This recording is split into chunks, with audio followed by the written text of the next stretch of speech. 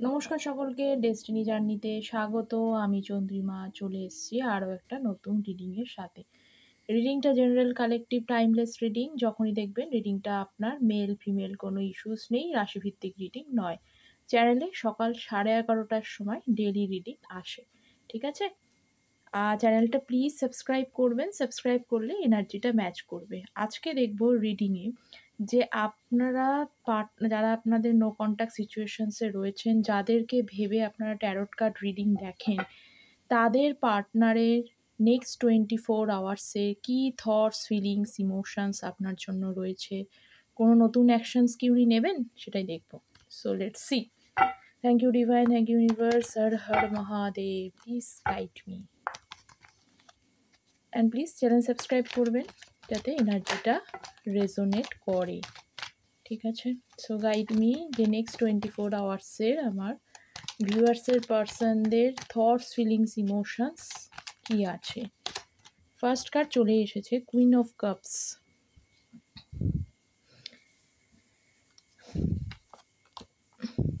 7 of pentacles,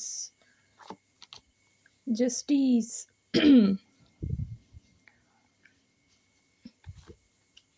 moon.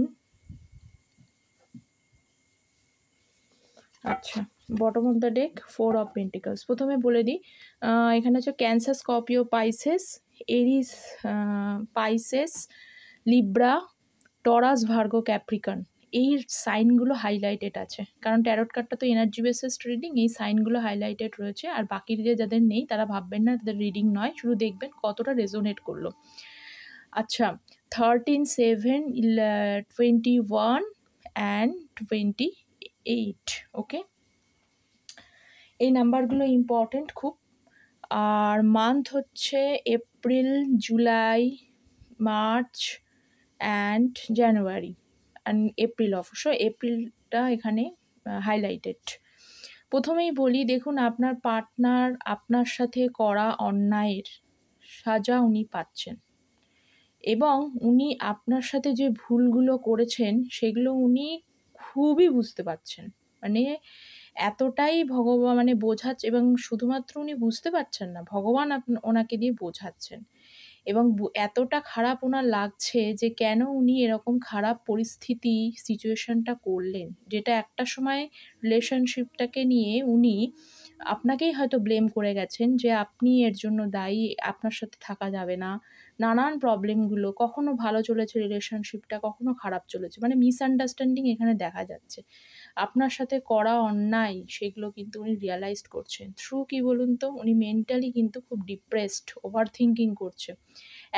কাজের জায়গায় একটু সমস্যা আছে, এবং ২ নম্বর হচ্ছে যে কিভাবে রিলেশনশিপটা ঠিক করব, এইটা ভেবে ভেবে ওভার থিঙ্কিং করে যাচ্ছেন।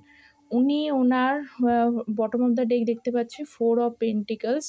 উনি না মানে হচ্ছে এমন হতে পারে যে ওনার কাছে আছে হয়তো অনেকটাই কিছু, মানে কেরিয়ারে বলছি। উনি পেন্টিকলস মানে মেটেরিয়ালিস্টিক।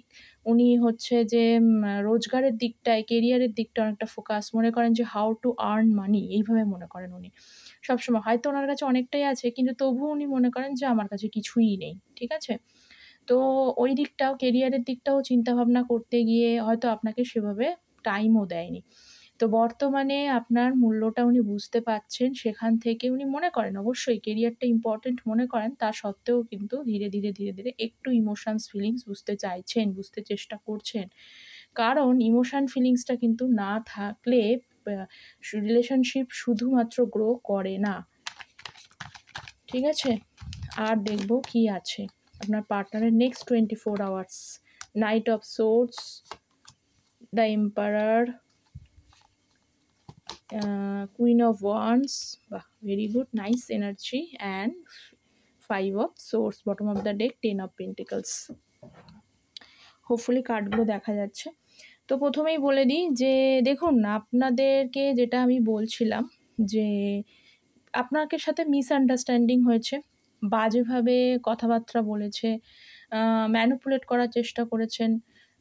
কিছু সময় ইগো দেখিয়েছেন মারাত্মকভাবে, যেটা দরকারই ছিল না। এই সমস্ত জিনিসগুলোর জন্য রিলেশনশিপটা নষ্ট হয়েছে। এবং বর্তমানে উনি বুঝতে পারছেন, উনি চাইছেন একটা সময় শুধু হয়তো অনেকেই কেরিয়ারেই ফোকাস ছিলেন, কেরিয়ারটাকেই মেইন ভেবেছেন। মনে করেছেন যে কেরিয়ার ঠিক থাকলেই লাভ লাইফও ঠিক থাকবে। এখন উনি সেটাকে কিন্তু ব্যালেন্স করার চেষ্টা করছেন। উনি একটু, একটু করে না ইন্টেলিজেন্ট হচ্ছে। একটু, একটু করে ব্যালেন্স করতে চাইছেন লাইফটার প্রতি। না শুধু প্রফেশনটা দেখলেও হবে না। প্রফেশনের সাথে ইমোশনাল লাইফটাও কিন্তু ব্যালেন্স করতে হবে এবং আপনার রেসপন্সিবিলিটি নিতে হবে। কিন্তু প্রবলেমটা কোথায়? উনি কিন্তু অ্যাকশন নিতে চায়। নাইট অফ সোর্ডস উনি অ্যাকশন নিচ্ছেন কখন এবং আরেকটা জিনিস আমি দেখতে পাচ্ছি আপনার পার্টনার না অত্যন্ত মুড সুইং করে। এখনই ভালো, এখনই খারাপ। এইমাত্র ভালো এনার্জি চলছে, খুব সুন্দর আপনার সাথে কথাবার্তা বলল। সেকেন্ড টাইম কি একটা হলো, মানে ওই ইগোর কারণে হোক, মাথায় কি হলো, মুড সুইং হয়ে গেল। উনি ঝামেলা করে সম্পর্কটা নষ্ট করে দিল। তো ওনার মুড সুইং এখনও হচ্ছে বর্তমানে, ঠিক আছে? কারণ কিছু তো ঠিক চলছে না লাইফে। মুড সুইংও হচ্ছে। তা সত্ত্বেও কিন্তু উনি নিজেকে মোটিভেট করছে।